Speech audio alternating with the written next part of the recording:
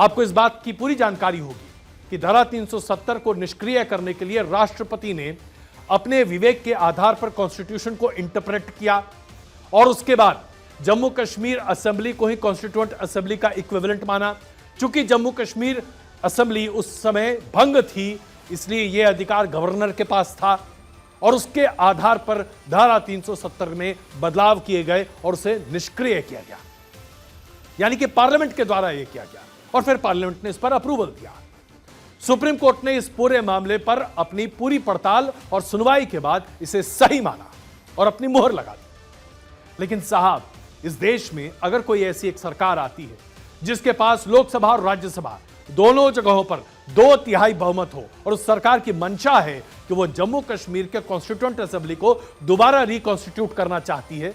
जम्मू कश्मीर में धारा 370 और 35A को फिर से लागू करना चाहती है उसके ओरिजिनल स्वरूप में, तो उसे कोई नहीं रोक सकता। पार्लियामेंट से यह बिल पारित किया जा सकता है, सुप्रीम कोर्ट के फैसले को निरस्त किया जा सकता है और धारा 370 और 35A को जम्मू कश्मीर पर एक बार फिर लागू किया जा सकता है। यानी कि आशंका है साहब, देश में अगर ऐसी कोई सरकार आती है जो राष्ट्रहित को आगे नहीं रखते हुए सांप्रदायिक हित को आगे रखे, ऐसी कोई सरकार आती है जो राष्ट्रहित के आगे पाकिस्तान हित को आगे रखे, ऐसी कोई सरकार आती है जो जन भावना के विरोध में बाहर निकलकर इन अमेंडमेंट्स को सामने कर दे,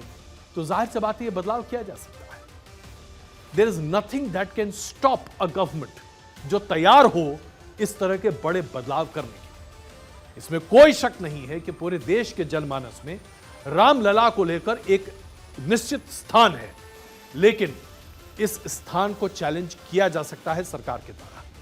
इसके साथ साथ धारा 370 हम सब के लिए कितना महत्वपूर्ण है और कैसे जम्मू कश्मीर में उसके निरस्त किए जाने के बाद से बड़े बदलाव आए हैं। इसके बावजूद अगर कोई सरकार है जिसकी संवेदनाएं जम्मू कश्मीर के राजनीतिक दलों से हैं, जैसे कि नेशनल कॉन्फ्रेंस, PDP या तमाम स्थानीय दल, या फिर अगर आप कांग्रेस की बात करें, कांग्रेस ने भी कहा था कि धारा 370 को बहाल करने की हम कोशिश कर सकते हैं, तो किया जा सकता है, ऐसा हो सकता है, संभावनाएं हैं। इसलिए